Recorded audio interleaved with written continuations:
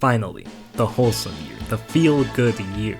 This has easily been the best good vibes year for anime I've seen in all of my years of watching anime.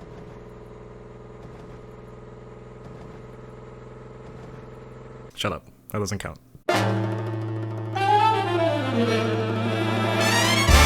The genres of slice of life, romance, and comedy have always sort of felt like the Three Stooges derogatory of anime genres. Historically, these genres were notorious. The comedies weren't that funny, the romances didn't have enough romance, and the life just didn't have enough slices. But whether you like it or not, recent feel-good anime has absolutely crushed it, and I don't think there could have been a better time to air these shows given everything that's happened in this fucking depressing-ass year. I'm not even gonna get into all that bullshit, but anyways. The norm for the aforementioned genres has been absolutely shattered, and I've never seen these good vibes anime executed this well in a long time, and especially not this consistently throughout the year. Kaguya-sama with rom-coms, Komi-san with slice of life, and Spy X Family with the family. What am I? These shows have raised the bar, they set a new standard, and they've absolutely dominated the entirety of 2022.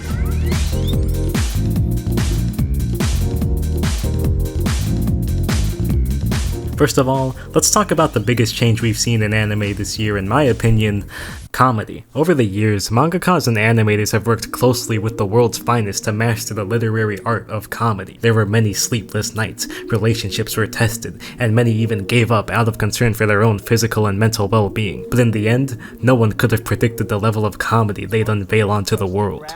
Wait a minute. Comedy in anime has been fighting for its life out here for years. Genuinely funny shows were so few and far between, while the rest of them took a very bland and formulaic approach. You know what I mean, you've seen this before. The main protagonist is running forward and he trips on something, and then he falls over, and then he goes, "Oh my goodness, I fell. Thank goodness there was a massive pair of boobs here to break my fall."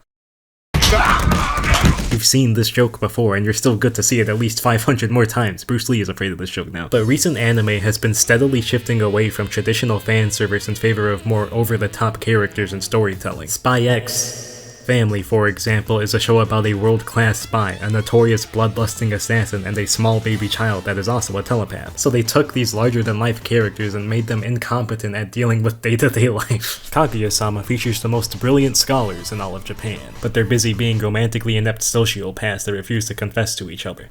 Bocchi the Rock is a show about an introvert. The key similarities you can find across these shows is relatability, and I think that's what makes them so entertaining. Being able to sympathize with these otherwise ridiculous characters and situations is what makes these shows so accessible to the wider audience. And that's not even mentioning the creativity and animation quality behind some of these visual gags. Anime studios brought their A-game this year, going above and beyond to convey the atmosphere and intensity of these characters and situations. Hell, even Slice of Life got in on this action. Nobody even likes Slice of Life.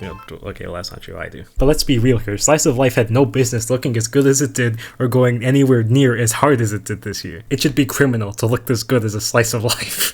Slice of Life has always been notorious for being uninteresting or boring. The characters don't really do anything. Seinfeld famously described itself as a show about nothing, but even that cannot compete with the amount of inactivity in the average Slice of Life. But Slice of Life actually took a very experimental turn this year, where the genre is almost exclusively character driven because there is virtually no overarching plot to invest yourself in. So anime studios looked at this and went, wait guys, why don't we just give the characters something to do?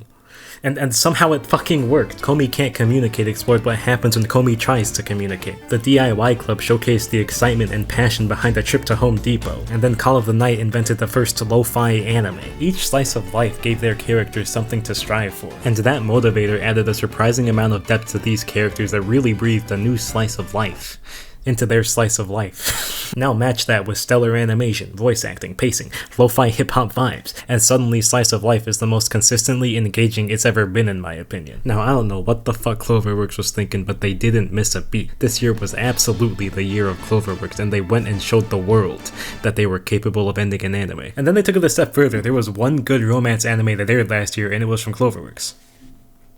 Alright, maybe there was two.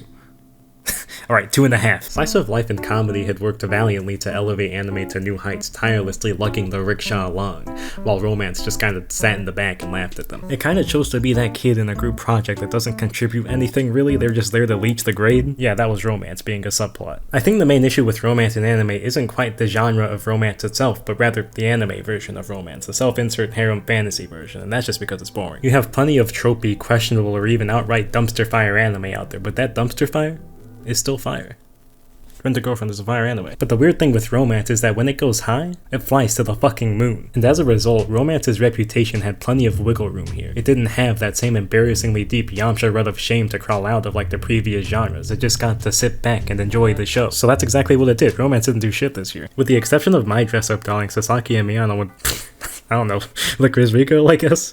Romance anime this past year didn't really draw my attention.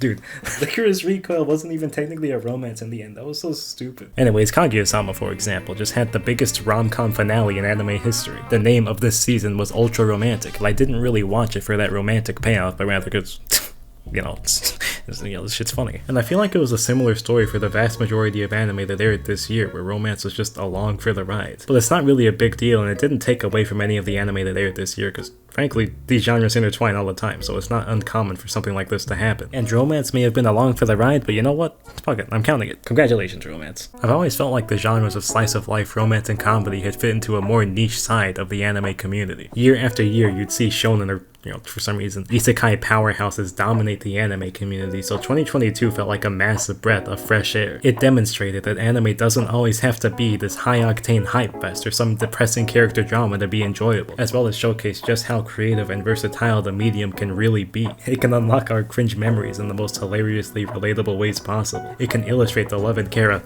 non-family can truly feel for each other. And it can even remind us to slow down once in a while and give ourselves some room to breathe and take in the beauty of the world around us. It's not often that I find myself laughing with an anime instead of at the anime itself, but the anime in 2022 have been able to do just that, and I'm glad to see that this was the year that feel-good anime finally took center stage.